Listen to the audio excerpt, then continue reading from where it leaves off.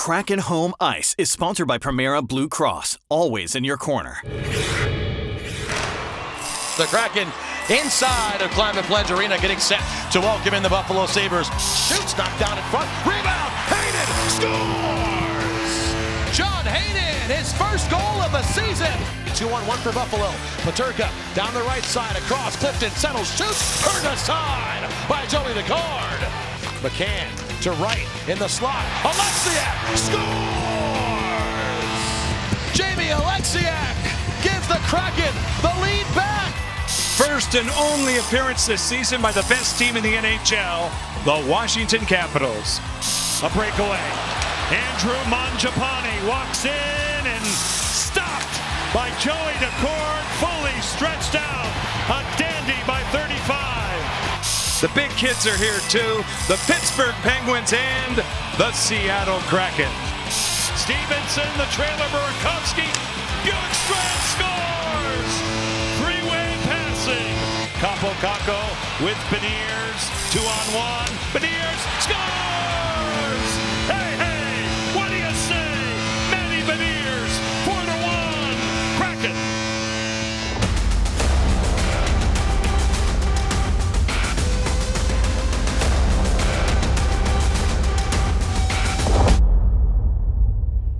A momentum shift came right when it was needed for the Kraken. The team got a strong start to the homestand, and the top line of Matty Beniers, Jaden Schwartz, and Kaapo Kakko are starting to click. Welcome to Kraken Home Ice.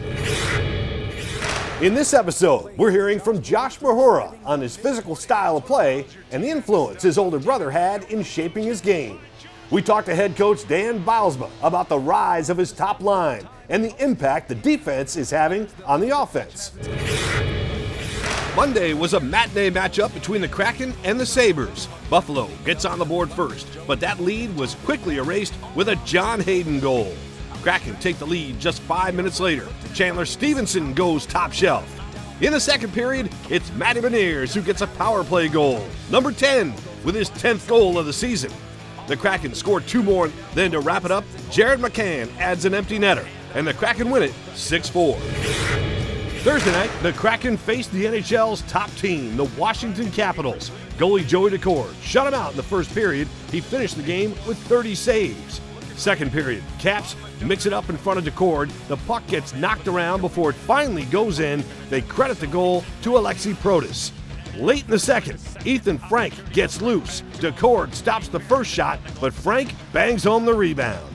Alex Ovechkin scores an empty netter in the third as the Caps beat the Kraken 3-0. The Kraken bounced back Saturday with a strong game against Pittsburgh. After a scoreless first period, Oliver Bjorkstrand gets the Kraken on the board off a nice pass from Chandler Stevenson. 1-0 Seattle. After Sidney Crosby ties it up, the Kraken take advantage of a 5-on-3 power play. Vince Dunn rips it home to give Seattle a 2-1 lead. The Kraken score 2 goals in the third to seal the win. Jared McCann makes a perfect pass to Ellie Tolvanen out front, and he buries it. Matty Beniers scores the final goal in a 4-1 win. Josh Mahura is a known force on the ice. The defenseman is not someone who backs down, and his teammates know it. Big hits and big blocks are part of his game. Chris Egan has more on Mahura. Warren Fogle hit hard. Josh Mahura says welcome to Seattle. Josh Mahura loves to get physical on the ice. After a huge hit by Josh Mahura, the magic happens. You know, it's just one of those things that I've kind of had to integrate into my game to be able to bring something every night. And, you know, it's sometimes we excel in the right way. Sometimes you get caught too in the physical play. But like I said, just as I've kind of grown in the league, it's something that I've had to, you know, adapt to and bring into my game a lot more. Adam Lowry ahead of a pinch from Mahura. Good play. I don't know, big hits are something I look for every game necessarily, but just trying to play physical and play with an edge and just compete. Big hits not only help set the tone, they can lead to big plays. What a hit by Josh Mahura. Caught the attention of the LA Kings, and the Kraken are going the other way. That definitely doesn't happen every time you do something like that, but you know, it's obviously good to see the boys go down and be able to contribute in that way. Josh grew up playing hockey in Alberta and says he learned a lot from his big brother Luke. we grew up on the outdoor rinks in our backyard and just across the street. So from him, I kind of learned to love the game, and I was just trying to be like your older brother growing up. Hockey has taken Josh all over North America. He played in Red Deer, San Diego, Regina, Anaheim, and in Miami with the Florida Panthers. It's obviously a privilege to play in this league, and your game's kind of adapting from, I don't want to say year to year, but up until you kind of find your niche of where you fit in and what you can bring to a team to be able to help them to win. So I think that's just kind of come throughout playing and stuff, and each year that passes, the older you get, you kind of understand it a little bit more. During the 2023-24 season, Josh was limited to 30 regular season games due to injuries. He had to watch as his Panthers won their first Stanley Cup in franchise history. The Florida Panthers have won the Stanley Cup! With the Panthers requesting an injury exemption, Josh's name was engraved on the cup. Pretty special for me, regardless of playing or not, to be able to be included in that. And we just had a special group there that it was a pretty crazy couple years, so it ended off the right way, and I was always here, happy to be there. On July 3rd, he signed a one-year deal with the Kraken. Like the Panthers, Josh believes the Kraken have what it takes to reach the top. It was pretty easy coming in with these guys, and I've just felt comfortable from the get-go, and a lot of leaders and a lot of guys that work hard and are hungry. I think that's the most important thing is, guys that want to get better, and not just for themselves, but for the team success and to be a part of it. So, we got a great group, and we're just trying to grow each day. Mahura, here it comes, stopped again, the rebound, they score! A great shot taken by Josh Mahura. Next, we're sitting down with head coach Dan Bylsma to discuss the explosive top line, how the defensemen are contributing to the offense, and how John Hayden has been standing out. And have you ever wondered what Brandon Montour is saying during a game? Next, we're hearing from a mic'd up Monty. Assist of the Week is sponsored by Primera Blue Cross, always in your corner. Kicks it out to McCann, wide open, they score! The assist of the week goes to Jared McCann. He makes a perfect pass to Ellie Tolvanen on the third goal in Seattle's win over Pittsburgh. McCann spots Tolvanen in front of the goal and sends the puck between two defenders right on the money for Tolvanen to snap it home. During a game, we see Kraken players at their best, but we rarely get a chance to hear the communication among the players. Brandon Montour was mic'd up back in December when the Kraken hosted the Florida Panthers. Tonight, we get some insight into the mind of Monty. Hey!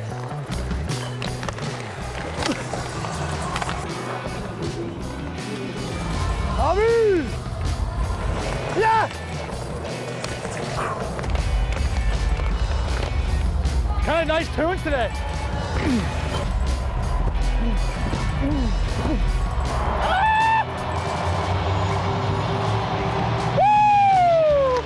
That's you, Joe! Hard! Nice play, Tanner. Hey, go right away. Stop my cars. Find it. Time!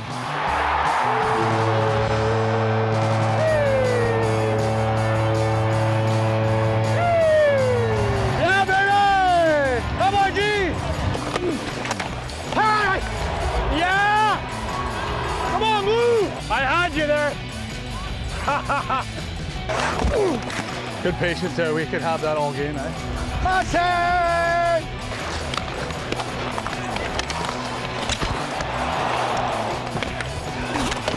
Hey, I got steel, boys. Smart play. Cool. Come on, boys, capitalize here. Good job. I'm sure you had a mic on. I do. I don't know what I've been saying, actually. I totally forgot. Montour and the defensemen are starting to have an impact on the Kraken offense. We talked to head coach Dan Bylsma about that topic and the hottest topic right now, the play of his top line in Matty Beniers, Jaden Schwartz, and Capo Caco. When you put together a line, the goal is, and it needs to have certain pieces on it to have success. And these guys maybe not originally was great foresight, but they're providing each other a lot of those pieces. Maddie's speed in the middle of the rink, Maddie having the puck in the middle of the rink.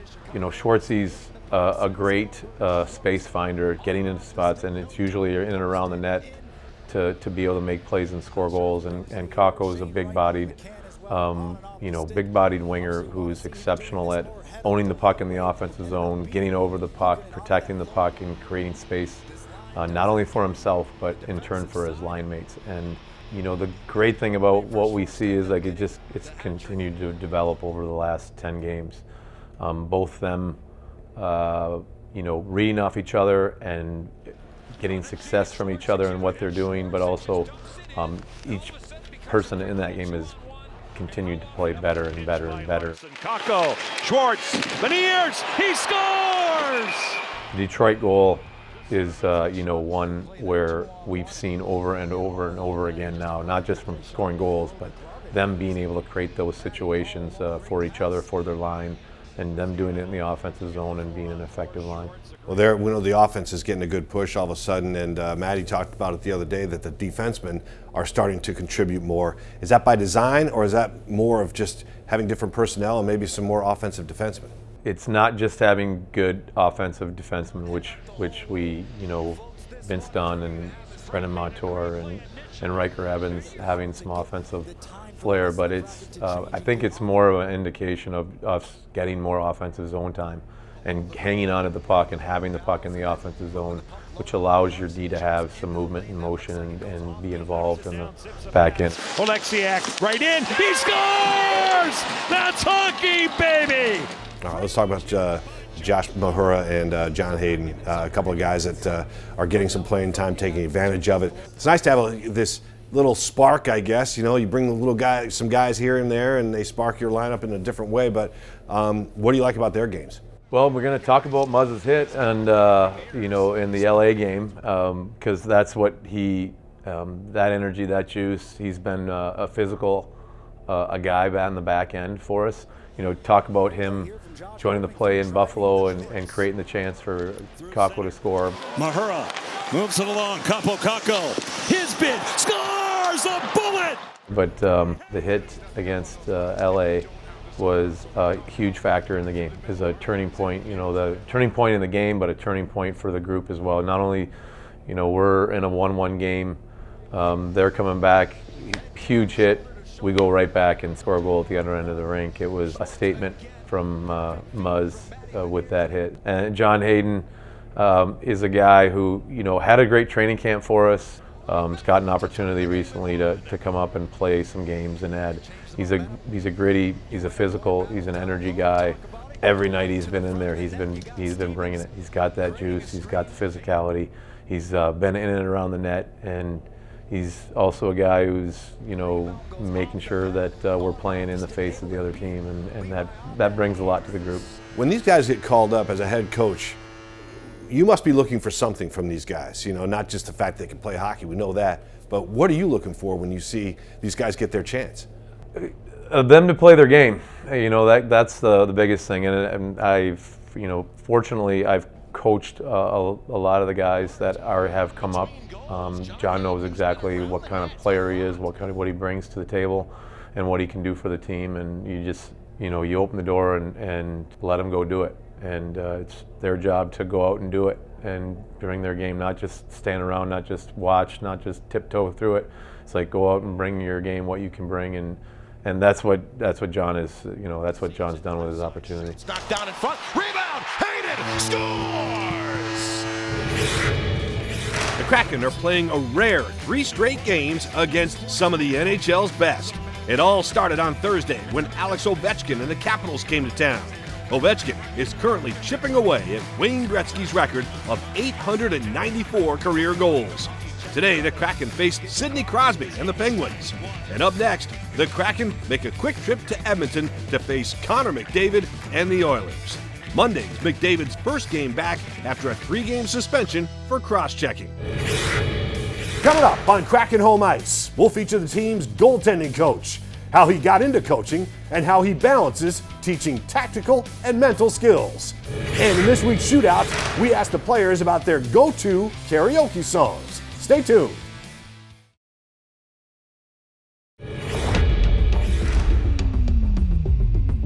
The save of the week goes to goalie Joey Decord. In the second period of Monday's game against the Sabres, Beck Mellenstein broke out past the defense, but Decord shuts him down. Joey made 25 saves in Monday's win. One of the people responsible for making sure Joey stays sharp is goaltending coach Steve Briere. Now in his third season with the Kraken, he sat down with Allison Lucan. He takes us through his work with the goaltenders and gives us his thoughts on how the position is evolving. It's an interesting journey. I would say that, I was fully focused on just being a player for the longest time, and just with family circumstances and needing to make some money and stuff, I started goalie schools and teaching kids all around my neighborhood in Winnipeg, and then it just kind of expanded to all the different locations that I had played. And then from there grew the passion of, you see a kid that you helped when he was 9 and he goes on to play juniors or get a scholarship and change his life. I've got some goalies that are still playing professional hockey over in Europe that I coached when they were 6 and 9 years old, and they send me pictures with their babies and their kids and playing, and that is just the greatest thing ever. And you get this such a good feeling, like all of us, when we help somebody and it goes well, you get this real big rush of joy. And so it's almost like a drug. You just get addicted to wanting to help people achieve their dreams. How would you describe the balance of your work of coaching tactical versus what's happening here?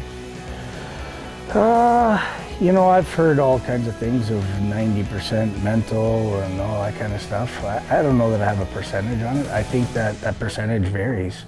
I think when the goalies are rolling and they're playing, you stay out of the way and it's more technical. I think if they're struggling with something, then it becomes more mental than technical at the moment. So I think it ebbs and flows. Obviously, we all know that it's not just sports in life, it's mostly mental, right? And how we look at things and how we frame things.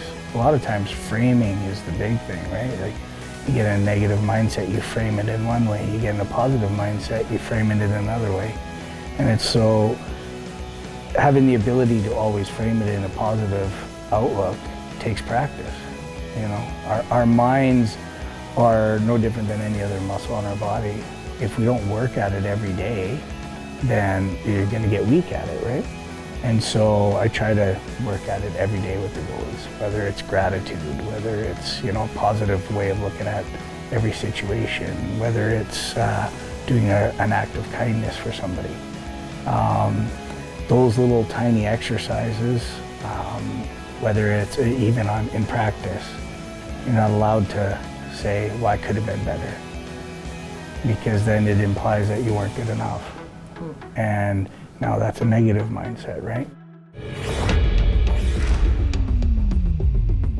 Sometimes when a good song comes on, you can't help but sing along. In this week's shootout, we asked the Kraken about their favorite go-to karaoke song. Never karaoke. It'd probably be a talking Johnny Cash song, so I wouldn't have to sing.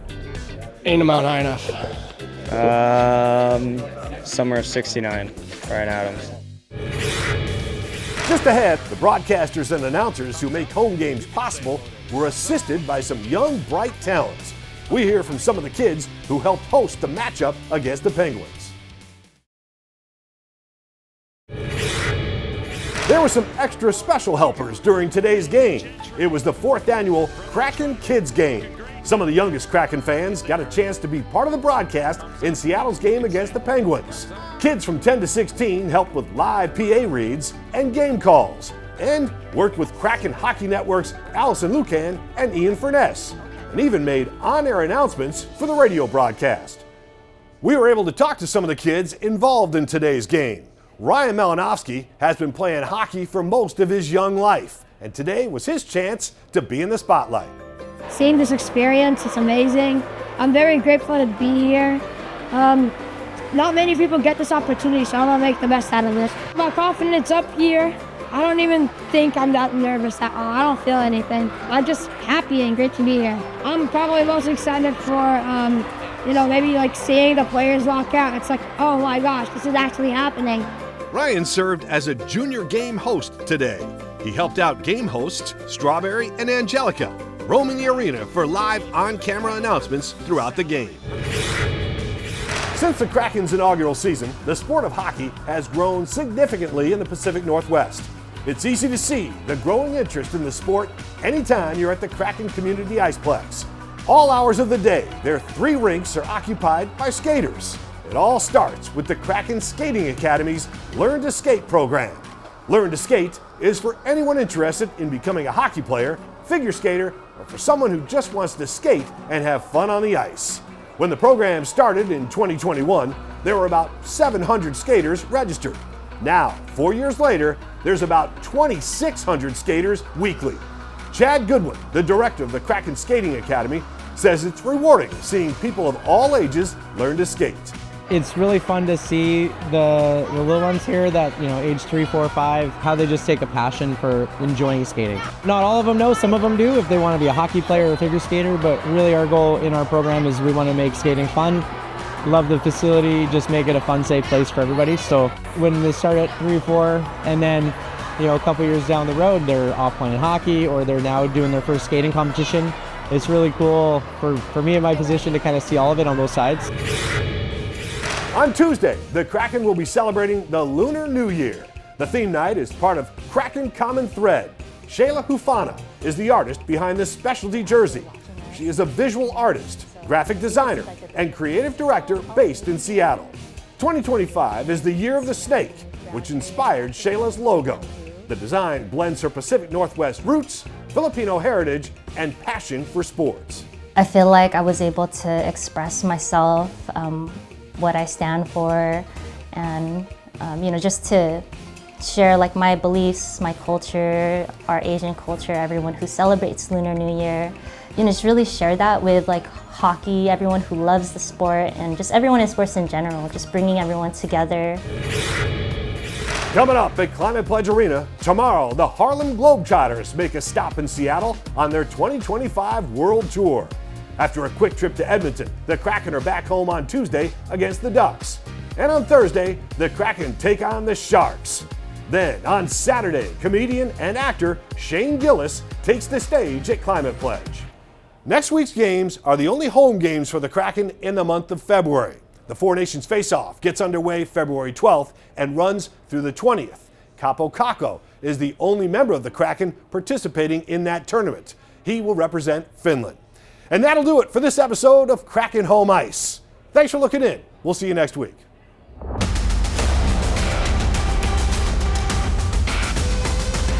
Kraken Home Ice is sponsored by Primera Blue Cross.